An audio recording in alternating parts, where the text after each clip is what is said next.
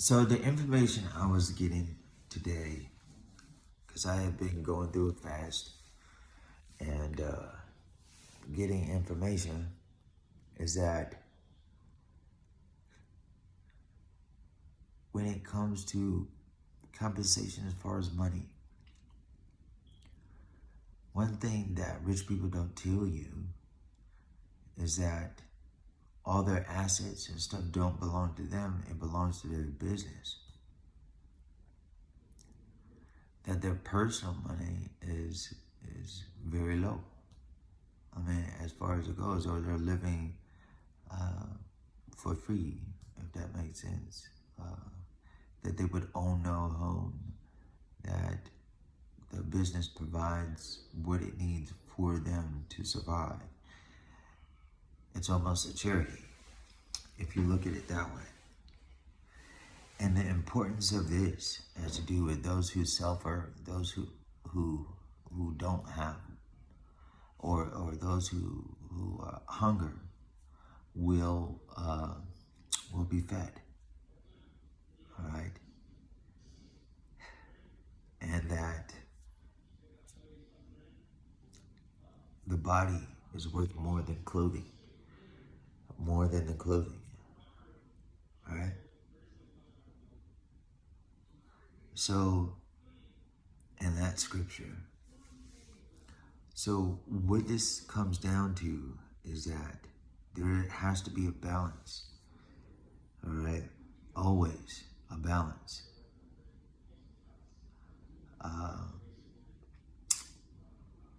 But we did talk about certain things, and not everything has to be balanced.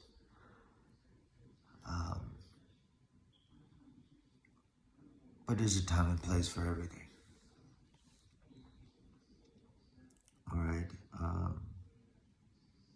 There are more pure sides of him that are able to work free outside of any, limitations. And then he could work within the limitations. But that's God.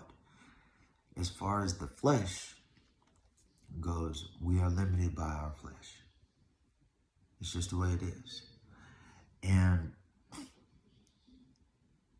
that may have been my hang up in the way that I was thinking. I mean, somewhere as a sub program dictating my thinking, which that's what we're supposed to do, is reprogram ourselves. So that's really the truth.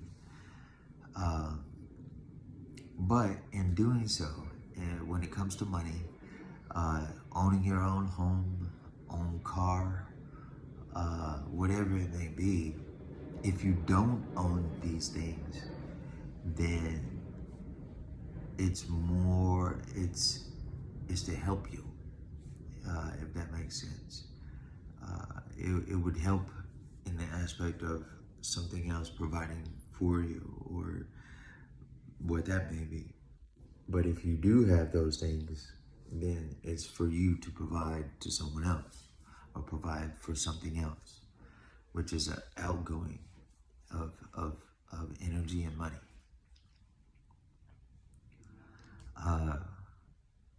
So, it's, somebody who's doing really well may continue a sacrifice as far as keeping their diet at a low. All right, if their diet is strict and they are unable, it doesn't mean that you can't eat whatever you want, because you can. But we're speaking on the balance of highs and lows. And what is the one thing that would keep things stable? If you have a lot of something, that means you have to suffer somewhere down the line equally as much. But if you stay constant in that, then you can constantly move forward with very little ups and downs because of that, mathematically, on the level of polarity in the flesh. Now, we look at mercy. I want mercy and not sacrifice. If you could ask for mercy, meaning, please forgive me, but this is where we are, this is what I have, I can't give you any more than that. That mercy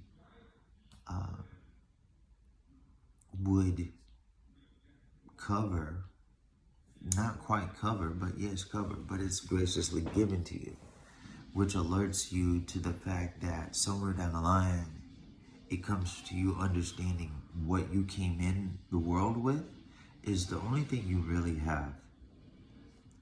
Everything else is owned or indebted.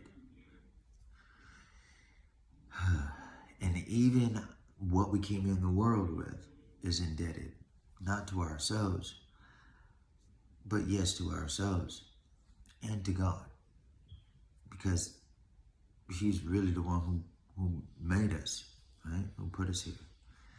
So those complex issues are sort of the thought process that helped guide me in the things that I was doing. So you guys hold it down, and you know, the secrets of high wealth